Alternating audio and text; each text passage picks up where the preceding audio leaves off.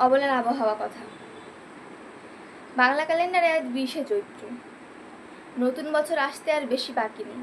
ইতিমধ্যেই গ্রীষ্ম ঋতু তার উপস্থিতি জানান দিতে শুরু করেছে ভালো রকম। দিনের বেলায় আর্দ্রতাজনিত অস্বস্তিকর গরমের সঙ্গে থাকছে রোদের তীব্রতা। দক্ষিণবঙ্গের পাশাপাশি উত্তরবঙ্গের সমস্ত জেলাগুলিতেও সর্বোচ্চ তাপমাত্রা থাকবে 36 ডিগ্রির আশেপাশে।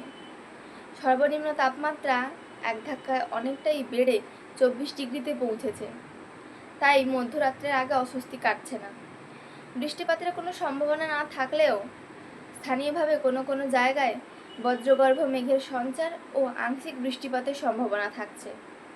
এই গরমে পর্যাপ্ত জলপান, প্রয়োজন ছাড়া দুপুরে রোদে না বাইরে বেরোনো, ছাতা, রোদ চশমা ও ফেস মাস্ক ইত্যাদি ব্যবহারের কথা বলা হচ্ছে।